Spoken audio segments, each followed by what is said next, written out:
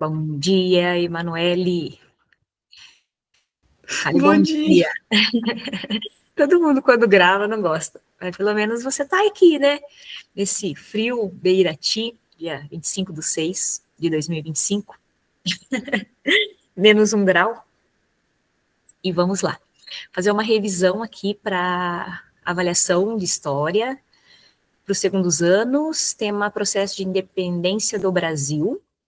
Então, vou começar falando do início desse processo, que se deu lá no final do século XVIII, mostrando para vocês aqui uma tabela comparativa que está no CLES. Deixa eu só, talvez, aumentá-la um pouco. Isso. Então, na aula eu comentei com vocês sobre a diferença dessas duas revoltas. As duas revoltas ocorreram em lugares diferentes e em momentos diferentes, tá? Elas tiveram a mesma inspiração teórica, mas como exemplos práticos, elas tiveram, né, duas causas que foram diferentes, e também a gente precisa conhecer um pouco sobre a realidade de cada região para entender as diferenças do que os revoltosos, né, ou também podemos chamar de inconfidentes, que inconfidência significa separação, emancipação, desejavam. Então, assim, a Inconfidência Mineira, ela é muito mais conhecida que a Conjuração Baiana, porque nós temos no nosso calendário uma data específica, um feriado nacional, em homenagem ao Tiradentes, que foi o único inconfidente, né, morto, condenado e morto, né, nesse processo. Então, a Inconfidência Mineira, ela acontece, como o nome já diz, em Minas Gerais, no ano de 1789, então, nós temos que pensar em Inconfidência Mineira e a Conjuração Baiana num contexto mais macro, no sentido de o que está acontecendo na Europa e depois no Brasil, né, na colônia, né, que pode ter repercutido nesses espaços, em Minas e na Bahia, para explodir, né, esses dois movimentos. Então, no final do século XVIII, na Europa, nós já estávamos vivenciando um processo de revolução industrial. A Inglaterra já era uma monarquia constitucional desde 1688. As ideias iluministas, né, ganharam força durante o século XVIII, principalmente na França, mas elas estavam presentes em outros polos, em outros centros urbanos da Europa. Então, em Portugal, você tinha, por exemplo, universidades, e nessas universidades você tinha professores, você tinha pesquisadores, intelectuais, que estavam defendendo teses e fazendo reflexões sobre, né, as principais bandeiras deste aporte teórico do iluminismo, que são as ideias liberais, liberdade de expressão, liberdade política, liberdade econômica. Então, nesse campo mais macro, é que está inserido aí esses dois processos revolucionários que ocorreram no território brasileiro, na época que o Brasil era colônia de Portugal. Então, o território brasileiro, nesse período, no final do século XVIII, o que era o território brasileiro? Então, uma colônia de Portugal. Aqui não havia universidades, era proibido o processo de manufatura e maquinofatura, só algo muito básico que poderia existir no território, com o aval da coroa portuguesa. A legislação toda também era voltada, né, para atender os interesses da metrópole, assim como toda a economia. O açúcar já tinha, a economia açucareira já tinha entrado em crise, desde ali do meados do século XVII, então regiões do Nordeste estavam isoladamente, com problemas financeiros, uma economia bastante deteriorada, e o ciclo do ouro também estava entrando em decadência, então, porque houve um processo de extração rápido, né, na região de Minas, e esse processo ali, por volta mais ou menos de 1750, há uma queda de extração de minérios, e a coroa portuguesa continua cobrando os impostos com as casas de fundição, os tributos, ameaçando a população de fazer a derrama, que é a cobrança dos impostos atrasados, e a capital, né, já não era Salvador, né, então desde de 1700 a década de 1760, o Rio de Janeiro já era capital dessa colônia, por conta desse dessa proximidade com a região de Minas, né? Então, essas ideias iluministas, a independência dos Estados Unidos, essa política arbitrária de tributos sobre o território mineiro, fez com que os intelectuais, letrados, profissionais liberais, até mesmo funcionários da guarda da região e donos de minas, eles articulassem um movimento para que essa região se tornasse independente no período em que fosse decretada a derrama, a cobrança dos impostos atrasados. Então, estimulados pelas ideias iluministas, pela independência dos Estados Unidos, eles foram fazendo reuniões clandestinas, reuniões secretas, foram criando um programa de governo quando, essa independência acontecesse, e um plano para derrotar as forças que provavelmente eles sabiam que eles teriam que enfrentar essas forças. No ano de 1789, quando foi decretada a derrama, então, a ideia era que o movimento estourasse nesse mesmo período. Só que, antes disso, o movimento foi delatado. Então, teve uma pessoa, Silvério, que traiu o movimento e deu o nome das pessoas que participaram. Muitos desses nomes eram ricos, faziam parte da elite, eram pessoas com posses, patrimônio, e tinham certos contatos com o governo. E o mais, entre aspas, pobre da Inconfidência Mineira era o Alferes José Joaquim da Silva Xavier, que é o Tiradentes, mais conhecido como Tiradentes, que ele também era dentista, nas horas vagas. E aí, então, o movimento nem chegou a acontecer, tá? O movimento da Inconfidência Mineira, e o Tiradentes foi preso, foi levado para o Rio de Janeiro, foi sentenciado, em 1792, ele foi condenado à morte, esquartejado, seu corpo foi dividido em partes e colocado em vários locais, na estrada principal que ligava a região de Minas até o Rio de Janeiro, e a sua cabeça ficou, sobre uma estaca em Vila Rica, para que servisse de exemplo a não ser seguido, vamos dizer assim, tá?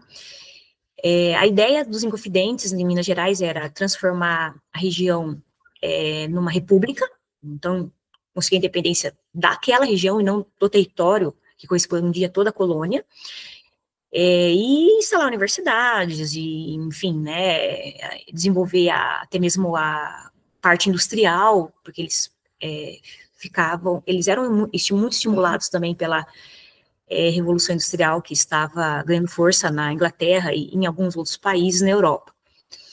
Então, esse movimento é muito mais lembrado, mas por conta do Tiradentes. Então, a ideia, Tiradentes, nesse período aqui, ele foi punido e depois ele ficou, assim, totalmente invisível na historiografia, por conta que, logo após a independência do Brasil, nós tivemos um governo imperial, Dom Pedro I, e um segundo governo imperial, que é o Dom Pedro II, e no período monárquico, o Tiradentes, que era um membro de um movimento que lutou pela instalação de uma república, e foi contra, no caso, a monarquia portuguesa, ele não ia ser escolhido, ele não seria evidenciado por essa elite que governava o nosso território. Então, a ideia de criar um herói, de trazer um personagem do passado para representar a luta pela República, isso foi um projeto, tá, dos anos iniciais da República, e depois, durante a República, em outros momentos, vários outros governantes, tá, principalmente na época da ditadura, trouxe a imagem do Tiradentes como herói, e hoje ele é considerado herói nacional, pela luta que ele teria feito em prol da República. Mas nós sabemos que nessa escolha, nessa seleção de herói, tivemos, então, algumas características que foram elencadas, para essa escolha, como, por exemplo, precisava ser um homem, não uma mulher, precisava ser alguém que lutou pela República, beleza, tinha outros, por exemplo, que participaram da Conjuração Baiana ou da própria Revolução Pernambucana, que aconteceu em 1817, mas pela composição étnica da Conjuração Baiana, ninguém foi escolhido para ser esse herói. Então, o Tiradentes tinha as características, né?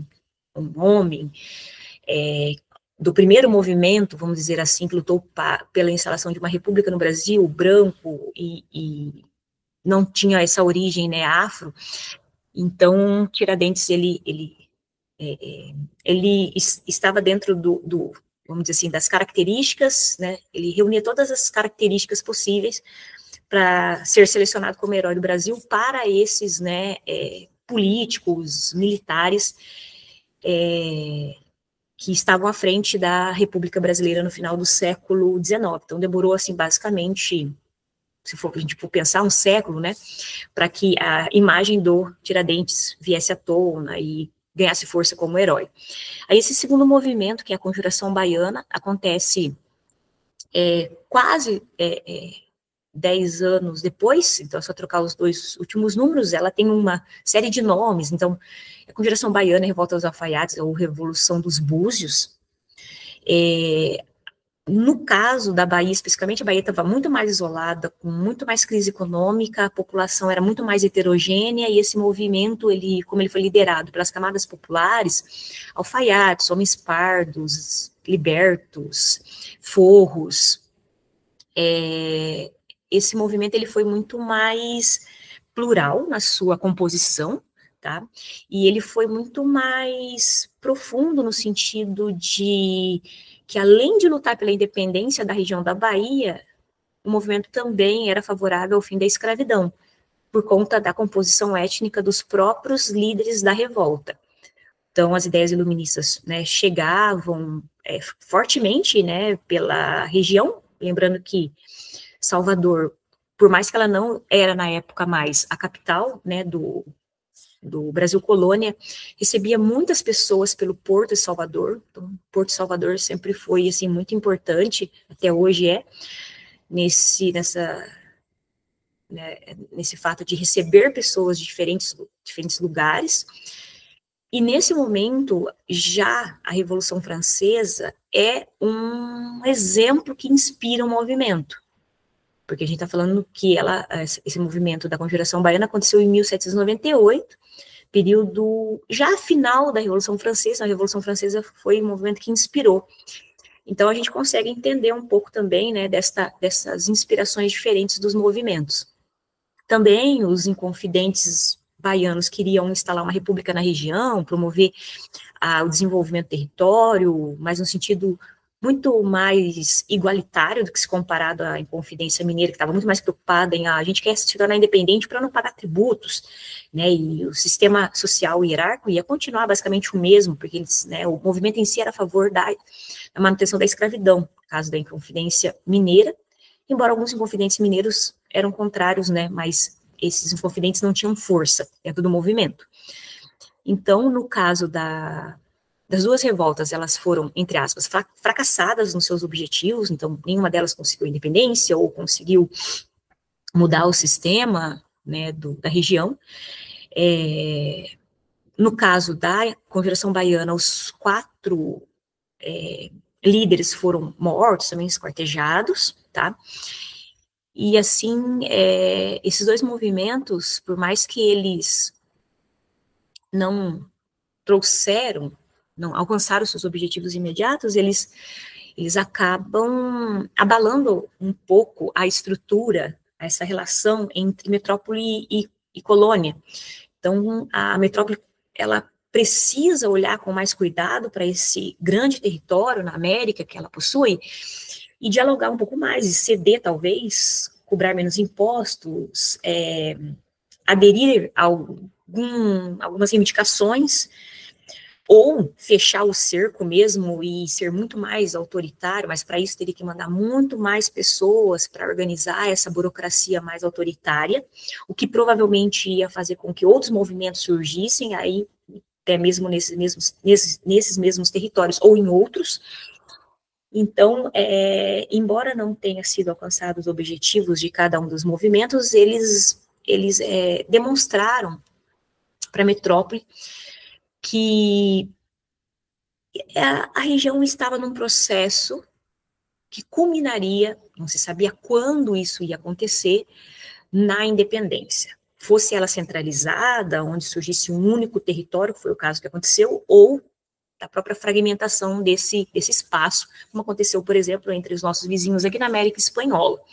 Então, na avaliação, eu vou fazer algumas questões, algumas frases, algumas afirmativas, que eu quero que vocês percebam se estão corretas ou incorretas, no sentido de colocar essas inspirações ideológicas sobre o iluminismo, que ele colaborou com esse aporte teórico em relação à defesa da liberdade e da igualdade, dos exemplos que inspiraram os dois movimentos, da diferença entre a composição étnica dos dois movimentos, o impacto desses dois movimentos, embora eles não alcançaram seus objetivos, a diferença desses dois movimentos em relação ao que eles desejavam, tá? Então, algumas semelhanças e algumas diferenças. Não vai ser algo tão difícil, né? Porque são dois movimentos, assim, importantes, que nós temos esse quadro comparativo, então facilita muito, muito mesmo, né, vocês terem, assim, uma visão desses dois primeiros movimentos separatistas, eles são considerados separatistas, porque eles desejavam a independência, não de todo o território que correspondia à América Portuguesa, mas sim de regiões específicas, no caso, Minas Gerais e Bahia, tá? E o impacto deles, mesmo eles não tendo alcançado o seu objetivo. Então, esses pontos são os pontos principais, então, tá aqui, quadro comparativo, deem uma estudada, leiam as informações, e isso facilita muito para vocês. Dúvidas, Emanuele? Por enquanto não, se qualquer coisa tenho... Não. Muito bem. Vou parar a apresentação aqui para apresentar um outro material.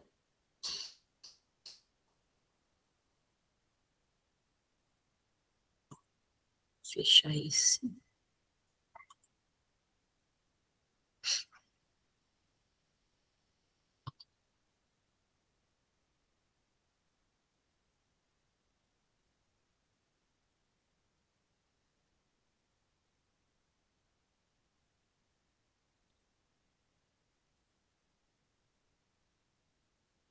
Então, em algumas turmas, eu consegui fazer uma análise desta questão, que considero uma questão bastante interessante da Federal de Santa Catarina. Em algumas turmas eu não consegui dar o gabarito, mas eu creio que seria importante a gente falar um pouquinho sobre alguns pontos desta questão, por causa das conexões que ela faz entre passado e presente, porque eu gosto muito de fazer essa relação também na minha prova. E aí essa questão que caiu na Federal de Santa Catarina em 2023, e aí uma dica que eu dou para vocês, quando vai fazer um vestibular, alguma coisa assim, então se eu estou no ano de 2023, né, no caso, quais são os fatos comemorativos de 2023 e de 2022? Porque, geralmente, os vestibulares, eles vão enfatizar eventos, né, fatos históricos, que estão sendo comemorados, principalmente quando se comemora 50 anos, 100 anos, 200 anos. Então, qual é a dica que eu dou para o aluno que está fazendo o vestibular, que está fazendo os processos seletivos seriados? Faça uma lista, por exemplo, né, que nem agora nós estamos em 2025. Quais foram os fatos históricos, né, que ocorreram, por exemplo, em 1925, ou seja, né, 100 anos antes, se tem algum fato, né, muito importante. 1945, né, terceirão eu falei que eu acho que vai cair aí nos processos seletivos esse ano. O ano de 1945 é um ano interessante, nós estamos comemorando 80 anos da criação da ONU, 80 anos do fim da Segunda Guerra Mundial, então são alguns fatos interessantes. E geralmente, né, alguma coisa que foi também celebrado de grande porte em 2024. No caso de 2024, a gente tem, né, o 64, que foi o início da ditadura militar. Então, creio eu que vai ser tema do vestibular desse ano ainda, o início da ditadura militar, ou, né, esse momento, né, da ditadura militar no Brasil. Então, ficar atento a isso. E essa questão da Federal Santa Catarina, ela é uma questão que é de 2023, né? E aí a questão fala sobre as comemorações dos 200 anos da independência do Brasil, que rolou em 2022. Então tem um texto, né, que vai falar sobre o coração, né, do Dom Pedro I, que ele foi utilizado nas comemorações dos 200 anos. Então, o Itamaraty, na época, então, o governo do presidente Jair Bolsonaro, fez várias celebrações e trouxe, né, o coração do Dom Pedro I, que foi o nosso primeiro imperador. Lembrando que o Dom Pedro I não tinha nascido, né, no Brasil, ele veio muito jovem, né, menos de 10 anos, quando ele chegou aqui, em 1808, no Brasil. E aí, o texto 1 traz sobre esse fato da presença do coração do Dom Pedro I nas celebrações dos 200 anos, e no segundo texto vai falar da crítica do rapper no Rock in Rio sobre o fato, né, de nós ainda estarmos celebrando a nossa independência com um elemento, com um símbolo que, segundo o rapper, não nos representa de fato, por conta dessa coisa, né, dessa característica do Dom Pedro I nem ter nascido no Brasil, e todo o processo, né, de independência nosso, que é um processo com características peculiares quando comparadas a outros processos de independência na América como um todo, né?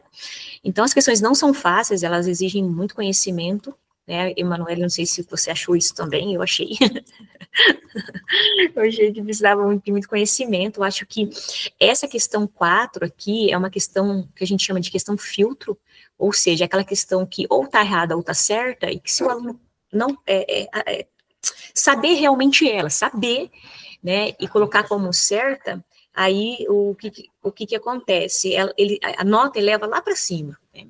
No caso, essa questão era certa. Então, se o aluno colocasse ela como certa, e assim, é muito difícil o aluno saber isso, o que está na questão 4, a nota dele vai lá para cima. Claro que exige que ele acertasse também a 1, por exemplo, que está correta, a 2, que está correta, e até mesmo a 8, que está correta. Né? Então, vamos supor que o aluno lá, na verdade, o que acontece? A maioria dos alunos iam colocar a 1, a 2 e a 8 como corretas, a 16, a 32 como erradas, tá? E não colocaria, não assinalaria a 4. Então, esse tipo de aluno corresponde à maioria dos alunos que fizeram essa prova na Federal Santa Catarina.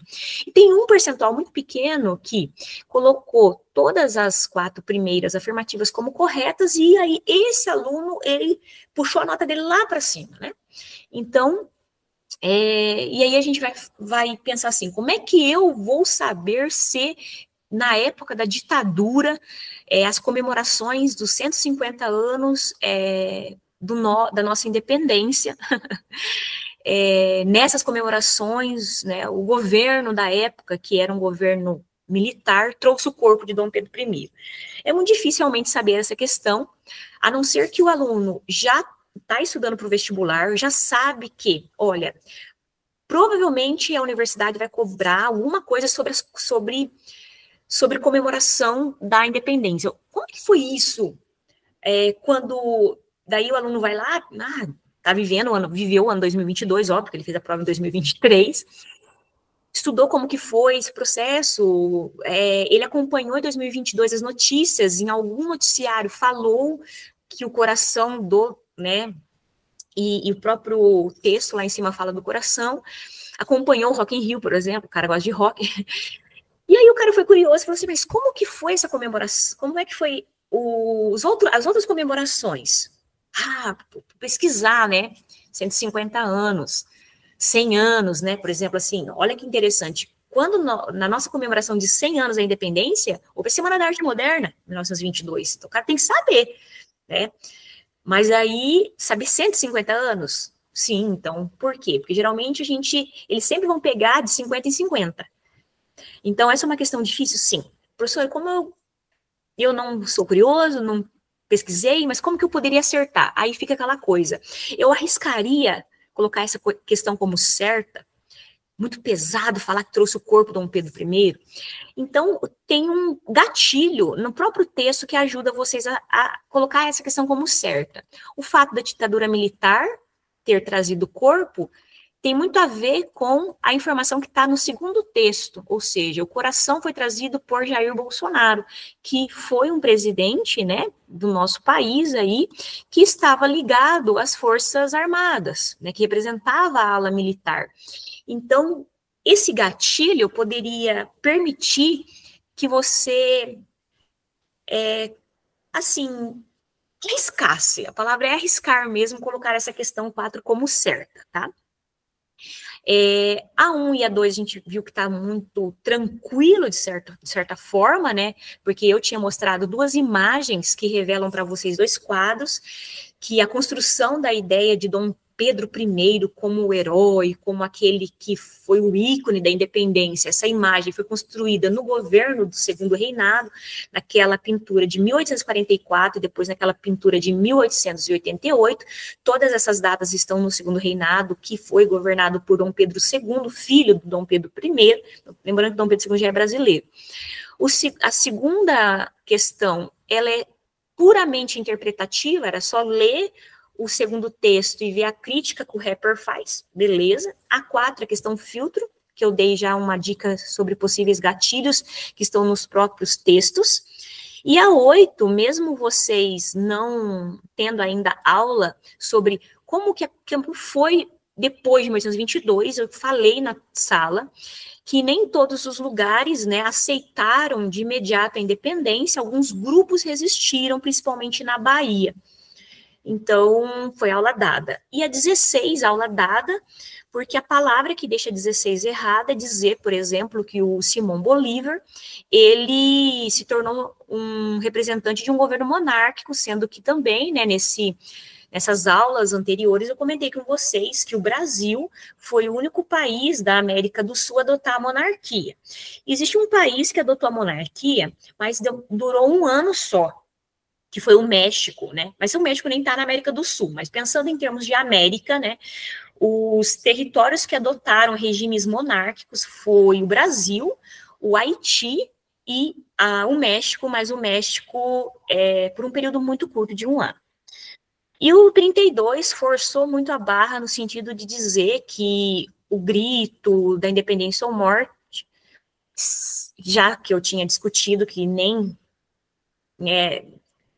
houve esse grito de fato, cremos nisso, ressoou no território brasileiro, né? Então, assim, né, a gente sabe que se eu coloquei a questão 8 como certa, porque a professora falou que teve resistência, como é que ele ressoou, né, como símbolo de soberania no território brasileiro? Então, a própria questão 8, se ela é certa, deixa a 32 se sabe que é errada, sabe? Então, vocês têm que, às vezes, perceber, claro, que aqui a gente está analisando com cuidado as questões, as informações, e lá no vestibular não é assim, né? É tudo muito corrido, é tudo muito rápido, mas assim, gente, grifa, anota, circula, coloque palavras-chave.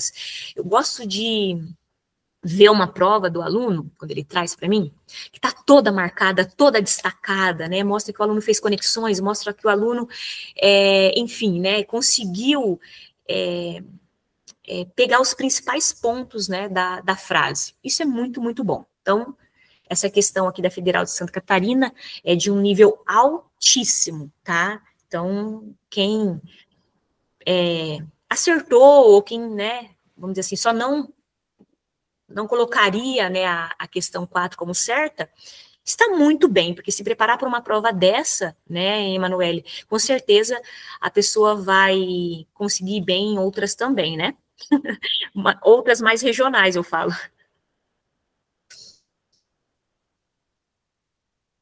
Aí eu separei aqui uma outra questão, mas essa aqui, ela está mais tranquila, porque é de um PSS. Vamos lá. A gente sabe que agora no PSS não cai, no 2 não cai questões relacionadas a essa temática, ao processo de dependência do Brasil, isso é do PSS PAC 1, esse conteúdo. Mas eu gostei dessa questão, porque eu vou fazer questões próximas a isso também lá na prova da semana que vem. Questão 43 do PSS diz assim: o ano de 2022 marcou um momento de comemoração e de reflexão sobre os 200 anos da independência do Brasil. Olha, a mesma vibe que a Federal de Santa Catarina. Promovida por Pedro de Alcântara, filho de Dom João VI, a independência política brasileira só pode ser compreendida a partir do contexto da vinda da família real portuguesa para a colônia em 1808, sendo que mesmo após a separação de Portugal, os laços políticos entre a antiga metrópole e a antiga colônia não foram plenamente rompidos, né? Nós sabemos disso, sabemos muito bem, né, sobre esse assunto aí. Por quê? Porque o Dom Pedro I, nosso primeiro imperador, era português e era herdeiro do trono, né, de Portugal, foi o nosso primeiro imperador. Enquanto o pai dele estava governando Portugal, ele estava governando o Brasil depois de 1822. O problema vai ser quando o pai dele morrer, que ele vai ter que decidir se ele vai para lá, se vai ficar aqui. Mas isso nós vamos ver depois. Então, sobre a presença da família real portuguesa no Brasil e do processo de independência, é correto dizer, por exemplo, questão 1, afirmativa 1 aqui, ó.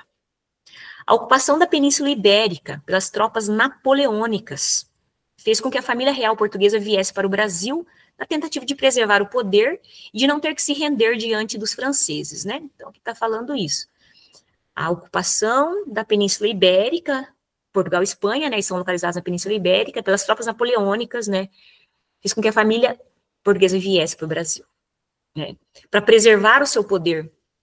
Sai de lá, mas fica na colônia, preserva, né, o seu reinado, a sua dinastia. Vou perguntar para a Emanuele, porque eu não quero colocar ela aqui numa citação, não tem problema, mas essa questão está correta. 2. A presença da família real mudou a dinâmica da vida na colônia. Então, lembra lá que eu comentei ontem na sala? Do surto de piolho, e as mulheres tiveram que colocar, né, véus e tecidos na cabeça, e as mulheres pensaram que era moda e fizeram a mesma coisa, né? E outra, gente circulando no Rio, muita gente, muitas coisas mudando, se modernizando no Rio também. A implantação de um banco nacional, Banco do Brasil, a permissão para que jornais passassem a ser impressos na colônia. Lembra da impressora que eu falei, né? Impressoras, maquinários grandes, né? Que vieram nas naus e foram instaladas no Rio de Janeiro, permitindo que os jornais passassem a ser impressos na colônia, porque isso era proibido antes. Não que não existia, era proibido, mas existia circulação de folhetins clandestinos, e a criação de espaços de sociabilidade, Jardim Botânico, por exemplo, do Rio de Janeiro, são exemplos disso. Correta essa questão, perfeitinha, né? Falei bastante sobre essa modernização do Rio, sobre essas mudanças que aconteceram para atender às necessidades burocráticas do governo, para atender às necessidades de uma elite portuguesa, dos filhos, né, dessa corte portuguesa, que agora está, né, sitiada ali na cidade do Rio de Janeiro, então, capital do Brasil, colônia ainda, que o Brasil, de fato, foi colônia até 1815. E depois de 1815, o Brasil passa a ser Reino Unido de Portugal e Algarves, mas sem uma legislação própria, um status somente. Então, é como se a nossa processo de dependência, vamos pensar assim, ele fosse igual, eu comentei com vocês, né? Fosse de forma lenta e gradual, uma escadinha. Primeiro, o fim do pacto colonial, com a abertura dos portos em 1808.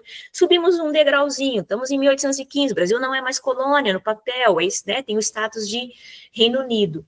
Até 1822, que é o rompimento oficial, a verbalização, e depois, né, de 22, como nós vamos estudar mais para frente, os mecanismos que foram criados, né, para realmente a metrópole reconhecer o nosso país, a nossa primeira Constituição, que ficou pronta 2 anos depois, de 1922. 4. A principal mudança social promovida por Dom Pedro I ao proclamar a independência foi a, não deem risada, a decretação do fim da escravidão no Brasil.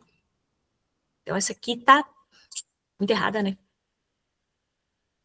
Não teve o fim da escravidão. A escravidão no Brasil terminou em 1808, de fato, com a assinatura da Lei Áurea com a princesa Isabel. Tá?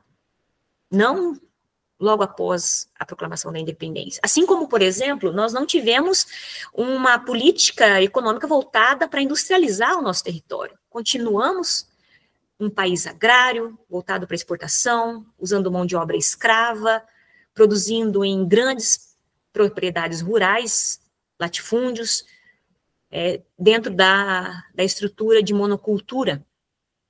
De fato, o Brasil mudou, que passamos a ser um país independente, com uma dívida, porque tivemos que pagar 2 milhões de libras esterlinas para que Portugal reconhecesse a nossa independência. Nosso primeiro imperador foi um português, herdeiro do trono da coroa portuguesa, e a monarquia foi adotada no nosso território. Os políticos que ali estavam próximos, né, já de Pedro de Alcântara, antes de 1822, eles continuaram sendo funcionários, com cargos administrativos nesse novo sistema burocrático que se criou a partir de 1822. Então, de fato, assim, houve poucas mudanças, muito mais permanências do que mudanças. E a 8 diz assim: anos depois de tornar o Brasil independente de Portugal, Dom Pedro I abdicou do trono em favor de seu primogênito, Dom Pedro II, e assumiu o trono em Portugal, vago a morte de Dom João VI. Então, essa questão nós não trabalhamos ainda, porque ela já está lá no Primeiro Império, e essa questão está errada por quê? Porque Dom Pedro abdicou sim do trono, tá? Mas aqui tá dizendo que ele foi para assumir o trono em Portugal. A parte que está errada essa questão é que, assim, quando Dom João VI, eu estou indo já um pouco mais para frente, tá? Morre, deixa eu colocar aqui, isso. Ele morre em 1826. Dom Pedro I, nosso Pedro I, ele não abdicou logo de cara do trono do Brasil. Ele mandou Maria da Glória, a filha mais velha dele, para assumir o trono de Portugal. Tá? E quando Dom Pedro resolveu abdicar do trono em 1831, ele foi para Portugal para lutar, para tirar o irmão, Dom Miguel, do trono português, para colocar de fato aquela pessoa que ele tinha mandado, que era a filha dele, e não ele para assumir o trono. A luta, né, do Dom Pedro I, a partir de 1931, lá em Portugal, contra o irmão, não é para que o trono ficasse para o Dom Pedro I, mas sim para sua filha Maria da Glória, que já tinha sido enviada, né, lá, né, com a morte de Dom João VI, para assumir esse cargo, essa função, que não ocorreu por causa desse golpe do Dom Miguel lá em Portugal. É um detalhe que depois, claro, com as aulas que eu vou dar ainda sobre o Primeiro Império, vão ficar mais claras essas informações, tá bom? Mas essa questão 8 estaria errada. Muito bem, analisamos uma questão de nível médio, provavelmente vai cair muita coisa lá na nossa prova sobre as mudanças que ocorreram no Rio de Janeiro durante o período chamado joanino. Então, o período joanino, ele é um período que ele vai de 1808 até 1821, é o período que o Dom João VI está no Brasil, e ele vai, então, né, fazendo algumas ações que vai acelerando o nosso processo de dependência, começando por 1808, com a abertura dos portos, que significa liberdade econômica, o Brasil passa a comercializar produtos com nossas amigas de Portugal, leia-se Inglaterra, e aí o Brasil vai, isso enquanto colônia, tá? O Rio de Janeiro vai se modernizando, o território vai se modificando no sentido de que essas elites, né, que estão espalhadas nas várias regiões, Minas, São Paulo, Pernambuco, Bahia, né? Elas vão, de certa forma, algumas elites vão se aproximar do governo João, outras vão tentar resistir. Algumas elites reclamam muito do governo dele porque tem muitos gastos com a modernização do Rio, e é verdade. Desculpa. E aí esses tributos caem, né, sobre essas elites, né, sobre essas províncias, né, regionais, e é onde estoura em 1817, por exemplo, a revolta pernambucana, ou Revolução Pernambucana, que foi das 3 revoltas separatistas, a única que os revolucionários conseguiram tomar o poder, ficar por 75 dias, né, coordenando Pernambuco, né, uma parte das regiões vizinhas ali com o governo provisório, também muito insatisfeitos, né, os líderes dessa revolta com os altos tributos, com o isolamento de Pernambuco, com a falta, né, de zelo, né, desse governo que está sitiado no Rio de Janeiro para com a região de Pernambuco, que foi uma região que deu muito lucro, né, para a coroa portuguesa. Eles se sentiram meio traídos, né? Pô, né, a gente deu tanto lucro para a coroa portuguesa e agora que a gente precisa, né, do governo, de financiamento, né? Precisamos ter cargos, precisamos ser melhor atendidos. Não, né, e não tem isso. Em 1816, um ano antes, né, a Cisplatina foi incorporada ao território nessa guerra da Cisplatina, pois não perder a Cisplatina no governo Dom Pedro I. O pai, Dom João, ganha a Cisplatina e o filho perde a Cisplatina, né? Então, você vê que a popularidade do Dom João, às vezes, era muito melhor do que o Dom Pedro I. Desculpa, o Dom João VI teve que ir embora em 1821, por conta que estourou uma revolta na cidade do Porto. Essa revolta foi uma revolta, né, que foi organizada pelas corporações políticas da região de Portugal. Exigia o retorno imediato de toda a família portuguesa, porque eles tinham interesse de recolonizar, de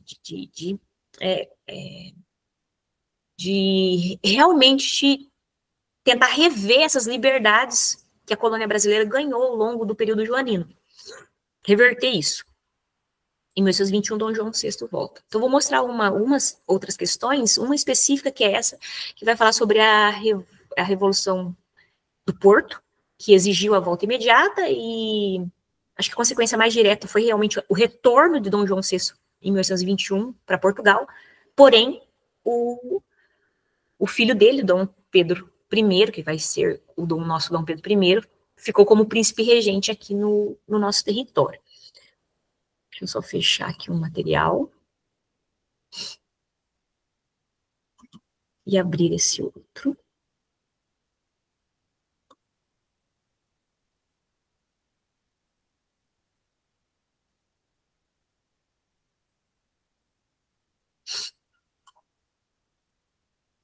Então, aqui, ó, tem uma questão, vou aumentar para a gente ler o texto. Eu leio o texto. Segura aí, Emanuele. Eu não gosto de ficar sozinha.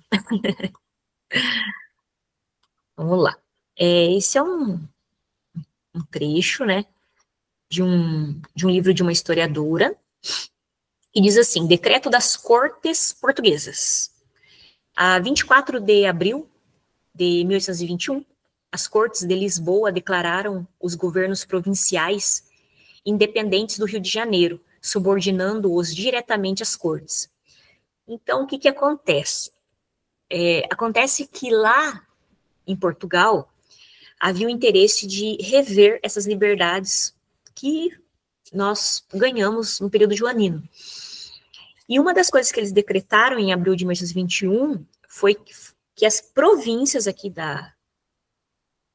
desse território da América Portuguesa não mais iam dialogar e se ficarem submetidas à capital Rio de Janeiro, mas sim às Cortes de Portugal. Então, as ordens para a província, por exemplo, de Minas, de São Paulo, de Pernambuco, da Bahia, um exemplo. Essas províncias iam ter que seguir as regras, tá? As determinações das cortes portuguesas, e não mais, né, dos políticos do Rio de Janeiro, leia-se o príncipe regente, né, que é o Pedro de Alcântara. Antes mesmo que lá chegassem os deputados brasileiros, já tratavam as cortes, em 29 de setembro de 1821, de assuntos de sumo interesse para o Brasil, decidindo transferir para Lisboa até mesmo o Conselho da Fazenda, que ficava no Rio, a Junta de Comércio, a Casa de Suplicação e várias outras repartições instaladas no país por Dom João VI. Então, todas aquelas instâncias governamentais que estão localizadas, centralizadas no Rio de Janeiro, que foram criadas, né, no governo do Dom João VI, quando ele estava aqui no território do Brasil, tá? Tudo isso ficou, então, decidido pelas cortes portuguesas, que elas seriam transferidas para Lisboa. Então, por exemplo, os membros do Conselho da Fazenda que residiam no Rio de Janeiro serão transferidos para Lisboa. Lembrando que esses conselhos, que essas casas, que essas instâncias eram dirigidas por portugueses. Então, não é brasileiro indo para Lisboa, é português voltando para Lisboa e de lá governando, né, e mandando as legislações e os decretos para as províncias. Decretava-se a seguir, em 29 de setembro e 1º e 18 de outubro, a volta do príncipe regente. Então, também as cortes portuguesas determinam, no final de 1821, o retorno imediato de Pedro de Alcântara com a sua família, já que ele não voltou lá em abril com o pai. Tá? Nomeando-se para cada província, na qualidade de poder executivo, um governador de armas, independente das juntas, e destacando novos contingentes de tropas para o Rio de Janeiro e Pernambuco. Então, as cortes de Lisboa começou a pressionar, então, primeiro, tira a liberdade do Rio de Janeiro de comandar as províncias. Essas províncias seriam comandadas a partir das decisões das cortes. As instâncias burocráticas de governo seriam transferidas para Lisboa e de lá governariam os territórios, né, que correspondiam aí à América Portuguesa. E quando o Dom Pedro voltasse para lá, já que não vai ter um príncipe regente aqui, o que acontece? Quem vai governar? Cada província seria governada por uma pessoa que as cortes portuguesas escolheriam. Então, quer dizer, isso significa o quê? São decisões arbitrárias, autoritárias, que a elite brasileira, e até mesmo a elite portuguesa que estava, né, morando aqui desde a época, né, da transferência da corte, eles ficaram inquietos com isso, tá? Por conta que eles já tinham acostumados e o território já estava, né, com uma certa autonomia. E isso foi, então, deixando as regiões um pouco agitadas. Por isso que eu comentei com vocês na aula que o Dom Pedro I teve que na época não era chamado Dom Pedro I, porque ele não tinha esse título, né, ele era príncipe regente, ele foi fazendo viagens durante o ano de 1822, até aquela viagem lá de São Paulo, em setembro, que ele está voltando de São Paulo, e que ele resolve, então, romper, de fato, com a coroa portuguesa, para tranquilizar por conta dessas decisões das cortes. Então, a pergunta é assim: o texto acima se refere às deliberações das cortes em Portugal, formada quando a família real portuguesa estava no Brasil, que pretendiam eliminar várias ações de autonomia administrativa implantadas por Dom João VI na possessão portuguesa da América. Sobre o processo de independência do Brasil, é falso, né? Então, vamos ver o que a questão quer de vocês. São 4 alternativas. A primeira medida de autonomia econômica realizada por Dom João VI, quando ele chegou aqui, foi a abertura dos portos às nações amigas. Sim, está correto. Foi o fim do pacto colonial, se chama abertura dos portos esse fato. Então está correto, não devemos assinalar essa, porque tem que assinalar a falsa. Frente à pressão das cortes, que as cortes estavam exigindo, o príncipe regente Dom Pedro I dirigiu-se a Portugal para prestar contas, voltando, porém, ao Brasil, logo depois para poder realizar a independência. Será que ele foi e voltou? Estranho, a professora não falou isso, né? Mas vamos lá. C. A formação das cortes obrigou Dom João VI a retornar a Portugal. Isso aconteceu em 1821, então a corte foi pressionando, Dom João VI foi obrigado a voltar e voltou em 1821, visto estar receoso de perder o poder na metrópole. Ele poderia perder, né, o trono de Portugal se ele não voltasse. Fato que ele voltou em 1821, mas deixou o seu filho como regente aqui. Então, a C está correto. D. As cortes formadas em Portugal foi uma consequência da Revolução Liberal do Porto de 1820. Correta essa questão. Essas cortes, né, que o texto aborda ali, elas se formaram para pressionar, tirar a autonomia que existia aqui na nossa região, era uma região ainda que pertencia a Portugal, elas se formaram para pressionar a volta do Dom João VI, de toda a família, até do seu filho, Pedro de Alcântara. Tudo isso aconteceu logo depois da Revolução Liberal do Porto, em 1820. Então, essa revolução, ela exigia o retorno imediato e as cortes portuguesas começaram a pressionar cada vez mais, e isso, né, se deu após esse fato que aconteceu lá no Porto, que foi uma revolta liberal, de políticos liberais, que formaram as chamadas cortes, e que exigiam a recolonização do nosso território. Aí, como consequência, o Dom João VI volta para lá, mas o príncipe regente, o Pedro de Alcântara, fica como príncipe regente. Então, a questão errada é a B, porque Pedro não vai para lá. Ele fica aqui. Dom Pedro I fica aqui quando Dom João VI volta, e ele só vai para a Europa em 1831. Então, a B está errada. E aí, duas questões que eu separei aqui, vou começar por essa. Diminuir aqui. É um texto do João Paulo Pimenta, que é aquele historiador que ele fala assim, olha, embora a nossa revolução seja conservadora, que está lá no último slide do material que eu coloquei para vocês no Class, foi uma revolução. Então, foi importante. Nós nos tornamos Estado-nação a partir do ano de 1922, né? Então, tem um trecho que ele coloca aqui, que ele fala assim, foi sem dúvida entre os meses de janeiro e outubro de 1822 que o Brasil finalmente se fez independente, isto é, separou-se de Portugal, nada garantia que essa independência seria duradoura, é verdade, mas foi entre esses meses que ela se concretizou, exigindo esforços posteriores de consolidação, mas seriam antes esforços de reforço de algo que já existia do que de criação abrupta de algo novo. Então, na verdade, é uma questão de continuidade, né? A ideia que ele está falando é que esse processo de independência do Brasil, ele não foi abrupto nem violento, porque ele começou de uma forma diferente das outras nações aqui próximas de nós. E o que, afinal, ocorreu no dia 7 de setembro de 1922? É uma pergunta. Um pequeno acontecimento que não foi imediatamente valorizado, justamente por não ser de grande importância em comparação com os demais que tinham ocorrido e ainda ocorreriam naquele ano, mas que posteriormente se tornaria o principal marco da memória da independência, um marco da memória e não da história. Tá? Então, para ele, o 7 de setembro é um marco da memória e não da história, porque ele foi recriado, recontado, narrado e enaltecido depois. Então, para ele, o 7 de setembro foi uma continuidade, foi mais um fato dentro do processo. Teve fatos muito mais importantes na visão do historiador João Paulo Pimenta. Mas não quer dizer que o 7 de setembro não foi também interessante para esse processo. E não finalizou o processo também. Não foi o fato dele gritar ou não gritar, não, sabemos que não houve o grito de fato, que consolidou a nossa independência. Depois ele chegou no Rio, foi aclamado como imperador, teve que negociar essa independência, teve que criar uma estrutura de governo para elaborar a primeira Constituição, né? Então, teve muitas outras ações pós 7 de setembro que foram até mais importantes do que ele ter verbalizado e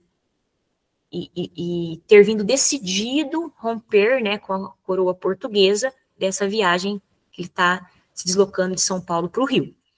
Ao tratar da independência do Brasil em relação a Portugal, o excerto enfatiza o quê? Essa parte ali que o João Paulo colocou enfatiza o quê?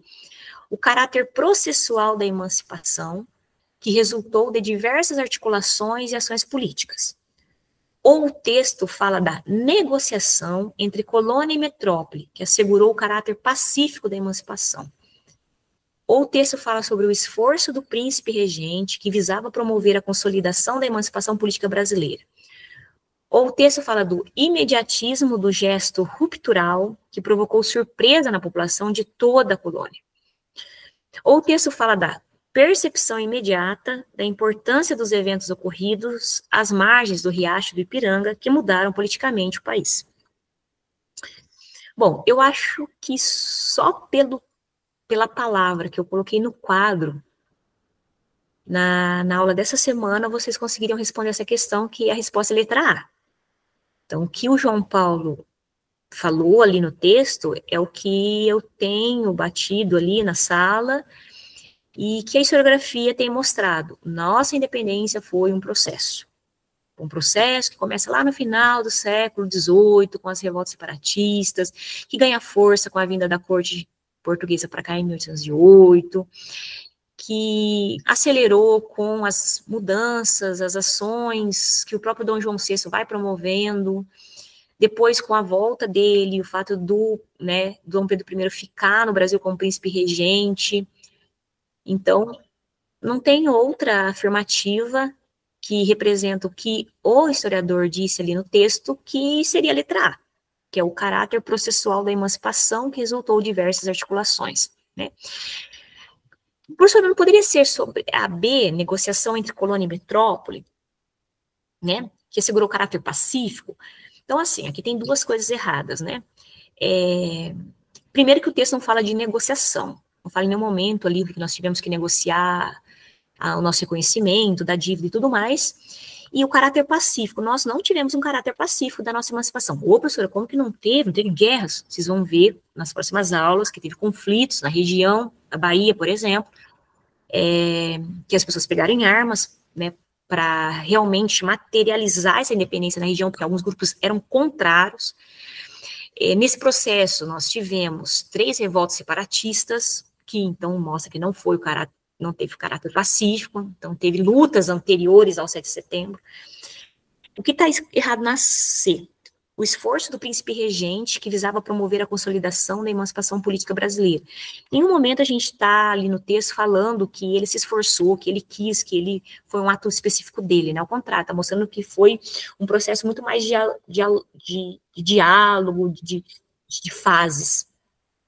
Assim como, por exemplo, na letra D, a palavra imediatismo também está errado, falando, e também a palavra toda, né, provocou surpresa na população de toda a colônia, né, não porque as próprias elites já, né, para elas já estava muito clara que essa independência poderia acontecer, ela só não queria que acontecesse de forma a fragmentar o território e que mudasse o status quo, ou seja, né, que fizesse a abolição, ou que mudasse, né, a estrutura econômica do território.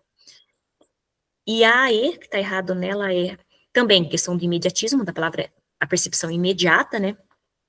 E também no texto não fala sobre essa importância do ato que aconteceu ali às margens do Ipiranga. E aí uma outra questão, que é essa aqui, que é, considera as afirmações abaixo sobre a crise do antigo sistema colonial e independência do Brasil, 1922. Então, a gente tem que analisar essas questões e depois ver quais afirmativas estão corretas ali do ladinho. Então, vou ler com vocês aqui. O movimento intelectual chamado de Iluminismo teve grande influência na crise do antigo sistema colonial, pois além de criticar as bases do antigo regime, como o absolutismo monárquico e os privilégios da nobreza, condenava também o sistema colonial e o monopólio comercial. Sim, o iluminismo foi um movimento a favor da liberdade de comércio. Por isso que as colônias lutaram pela sua independência, porque a independência significava liberdade comercial.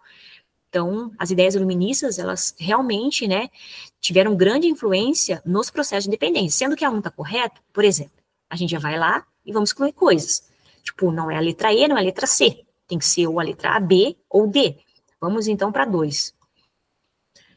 Os conflitos na Europa decorrentes da expansão do Império Napoleônico estiveram na base desse processo. Então, o que está acontecendo lá na Europa, lá com a expansão do Império Napoleônico, estiveram aí na base desse processo também de independência. Na medida em que Napoleão, tentando bloquear o acesso da Inglaterra ao mercado colonial ibérico, invadiu Espanha e Portugal, precipitando assim o processo de independência da América. Correto também. Nós sabemos que o fato do Napoleão ter invadido Portugal e Espanha provocaram 2 ações. No caso de Portugal, a vinda da corte para cá, e isso acelerou o nosso processo. No caso da Espanha, como eu disse para vocês lá na primeira aula do segundo trimestre, a Espanha estava com um problema enorme para resolver, e a elite crioula, aqui na região da América do Sul, aproveitou esse momento para coordenar e movimentar as lutas pela independência. Então, aqui a 2 tem que aparecer. Então, eu tinha falado que era a A, B ou a D, né, por causa da 1. Tem que ter a 2, então a B já não é, porque a 2 não aparece na B. Então, pode ser a A ou a D. Então, vamos ver se a 3 está correta. A vinda da corte portuguesa para o Brasil é considerada como um fator que retardou o processo de independência brasileiro. Não, acelerou, né? Sempre falei isso, pois a presença do monarca lusitano na América estreitou ainda mais os laços entre Brasil e Portugal, tornando o primeiro ainda mais dependente do segundo. Não dava para estreitar, porque quem passou a dominar Portugal nesse período que o Dom João está aqui, foram as tropas, né, portuguesas, tropas francesas, desculpa, representantes, né, de Napoleão. Então, né, não estreitou e, na verdade, a vinda da corte acelerou e não retardou o processo de independência. Então, a 3 está falsa, então é A, né? A 4 também está errada. A independência do Brasil foi marcada por um forte conflito entre o novo país e a sua antiga metrópole europeia, devido à rejeição das elites políticas e econômicas da antiga colônia portuguesa ao modelo agroexportador. Não, nossa elite era agroexportadora, então não rejeitava esse modelo, que era implantado pela coroa lusitana, baseada na grande propriedade de terra e na mão de obra escrava, né? Aqui tá falando assim que é como se a elite brasileira tivesse uma visão econômica diferente daquela que foi adotada ao longo da colônia. Não, gente. A elite brasileira que coordenou, colaborou no processo de independência era a mesma da época colonial, por isso muito mais permanências do que rupturas pós a independência do nosso território.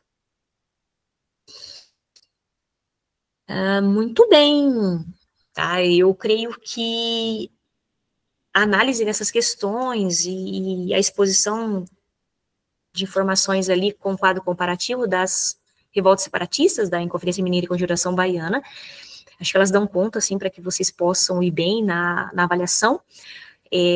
Não esqueçam de compreender o processo de dependência do Brasil num campo mais macro, então, o que está acontecendo fora do Brasil, as ideias iluministas, a independência dos Estados Unidos, a Revolução Francesa, a Revolução Industrial, os próprios processos de dependência que estão acontecendo aqui em torno nosso também foram, né, interessantes, pelo menos algumas que aconteceram antes, como o caso da Argentina. Então, todas as causas gerais, mas as causas internas também, ou seja, essas ações do Dom João VI, né, para com a região, né, mudanças como a abertura dos portos, a elevação do Brasil como Reino Unido, a modernização, né, da capital, e os conflitos também internos, né, ou seja, a Revolução Pernambucana, que era contrária a esses abusos tributários, e também o fato de que a nosso processo de independência foi processual, não mudou a base econômica e social do nosso território, teve resistência, não foi pacífico esse processo, não foi um processo único, né, que foi fruto de uma única pessoa, de um ato específico do 7 de setembro, nas margens do Ipiranga. Então, creio que essas informações que foram trabalhadas hoje, acho que elas são importantes vocês olharem para o slide lá, reverem um pouco, mas certamente creio que vocês vão se dar muito bem na avaliação, lembrando que a avaliação é objetiva, né, ela tem 11 questões, 10 questões serão feitas por mim, e uma questão vai ser de processo seletivo, de vestibular. Então, espero que vocês, né, acertem as questões, e antes da prova, no dia da prova, se tiverem alguma dúvida, eu ficaria à disposição por alguns minutos também, para que vocês, né, tenham sucesso na avaliação, beleza? Um abraço, eu vou parar a gravação aqui, e já converso com a Emanuele um pouquinho.